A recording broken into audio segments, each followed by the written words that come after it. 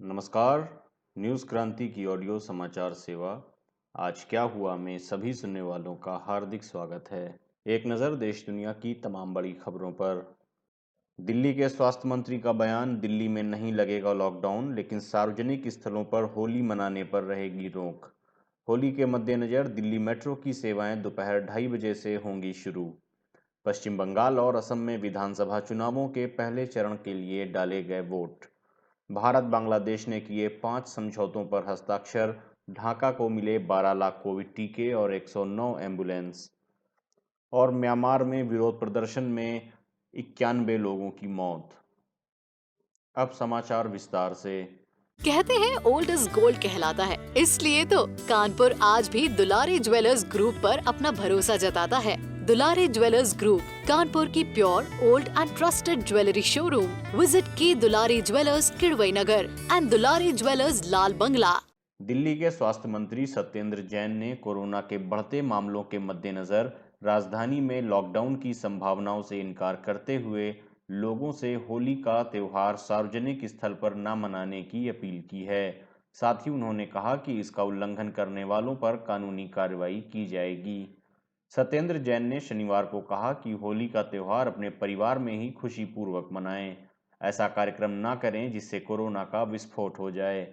सार्वजनिक तौर पर होली मनाने वालों पर कानूनी कार्रवाई करने के लिए सभी जिलों में टीमें गठित की गई हैं। दिल्ली में लॉकडाउन की संभावना को नकारते हुए स्वास्थ्य मंत्री ने कहा कि लॉकडाउन कोरोना का समाधान नहीं है। हम लॉकडाउन लगाकर देख चुके हैं लेकिन कोरोना पूरी तरह से खत्म नहीं हो सका। हम कोरोना को नियंत्रित करने के लिए प्रतिदिन 90,000 तक टेस्ट कर रहे हैं, जो देश की जांच औसत से 5 गुना ज्यादा है। दिल्ली में बाहर से आने वाले लोगों की जांच के लिए रेलवे स्टेशन और एयरपोर्ट पर रैंडम टेस्टिंग भी की जा रही है। उन्होंने दिल्ली वालों से अपील की है कि कोरोना केस बढ़ने का ठोस कारण अभी पता नहीं है, इसलिए हमें मास्क लगाने समेत बचाव के सभी उपायों का 100% पालन करना होगा। दिल्ली मेट्रो की ट्रेन सेवाएं 29 मार्च को होली के दिन दोपहर 2:30 बजे से शुरू होंगी। दिल्ली मेट्रो के प्रवक्ता अनुज दयाल ने शनिवार को कहा कि होली त्यौहार के दिन 29 मार्च को मेट्रो और एयरपोर्ट एक्सप्रेस लाइन सहित दिल्ली मेट्रो की सभी सेवाएं दोपहर 2:30 बजे से शुरू होंगी। टर्मिनल स्टेशन से मेट्रो की सभी सेवाएं 29 मार्च को 2:30 बजे से शुरू होंगी और उसके बाद सामान्य दिनों की तरह चलेंगी। पश्चिम बंगाल के 30 और असम के 47 विधानसभा क्षेत्रों में शनिवार सुबह कड़ी सुरक्षा व्यवस्था के बीच पहले चरण का मतदान शुरू हुआ।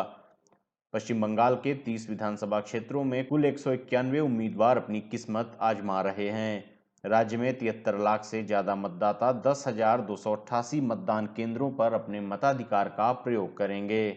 इस राज्य के जंगमहल क्षेत्र में पहले चरण को मतदान हो रहा है। यहां 730 कंपनी सुरक्षा बलों को तैनात किया गया है। साथ ही मतदान के दौरान कहीं से भी किसी भी प्रकार की अप्रिय घटना की सूचना नहीं है। असम के 47 विधानसभा क्षेत्रों में कड़ी सुरक्षा व्यवस्था के बीच मतदान जारी है। असम के मुख्यमंत्री सर्बानंद सोनोवाल के चुनावी किस्मत का फैसला भी यहीं होगा। मतदान को लेकर लोगों के बीच काफी उत्साह देखा गया और सुबह से ही लोग मतदान केंद्रों के बाहर जमा हो रहे थे। इन दोनों राज्यों में प्रधानमंत्री नरेंद्र मोदी, गृह मंत्री अमित शाह, भाजपा के राष्ट्रीय अध्यक्ष जेपी नड्डा, रक्षा मंत्री राजनाथ सिंह ने जोरदार चुनावी अभियान किया है। पश्चिम बंगाल की मुख्यमंत्री ममता बनर्जी ने खुद तृणमूल कांग्रेस का चुनाव प्रचार अभियान संभाला है। असम के मुख्यमंत्री सोनोवाल भी चुनाव प्रचार अभियान में डटे रहे। भारत एवं बांग्लादेश ने अपने राजनयिक संबंधों की 50वीं वर्षगांठ के मौके पर आपसी सहयोग के 5 करारों पर हस्ताक्षर किए और दोनों पड़ोसियों के रिश्तों की मधुरता एवं अमरता की कामना की। इसी के साथ भारत ने बांग्लादेश को उपहार स्वरूप 12 लाख कोविड टीके और 109 एम्बुलेंस सौंपी। बांग्लादेश की 2 दिन की यात्रा पर आए प्रधानमंत्री नरेंद्र मोदी और मेजबान प्रधानमंत्री शेख हसीना के बीच प्रतिनिधिमंडल स्तर की बैठक में इन समझौतों पर हस्ताक्षर किए गए। दोनों देशों के बीच हुए 5 समझौतों में कारोबार और बांग्लादेश में आईटी क्षेत्र की अवसंरचना के विकास में भारत के सहयोग को लेकर करार शामिल है।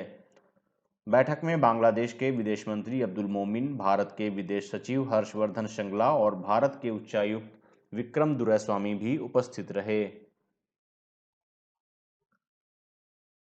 म्यांमार में सैन्य शासन के विरुद्ध हो रहे विरोध प्रदर्शनों के दौरान कम से कम 91 लोग मारे गए। म्यांमार नाउ की शनिवार को प्रकाशित रिपोर्ट के अनुसार स्थानीय समय 4:30 बजे तक विरोध प्रदर्शनों के कारण 91 लोग मारे गए हैं। विरोध प्रदर्शनों के दौरान यांगून, बागो, मंडलाय और निकटवर्ती क्षेत्रों में लोग मारे गए। कहते हैं ओल्ड इज गोल्ड कहलाता है, इसलिए तो कानपुर आज भी दुलारी ज्वेलर्स ग्रुप पर अपना भरोसा जताता है। दुलारी ज्वेलर्स ग्रुप, कानपुर की pure, old and trusted jewellery showroom. Visit की Dulari jewellers, Kidwai Nagar and Dulari jewellers, Lal Bangla. आज क्या हुआ में ये थी देश दुनिया की तमाम बड़ी खबरें। अन्य खबरों व विस्तृत समाचार के लिए आप newskranti.com पर क्लिक कर सकते हैं। न्यूज़ क्रांति से आप अलग अलग social media handles Facebook, Twitter, YouTube और इंस्टाग्राम पर भी जुड़ सकते हैं। न्यूज़ क्रांति से जुड़े रहने के लिए धन्यवाद। शुभ रात्रि।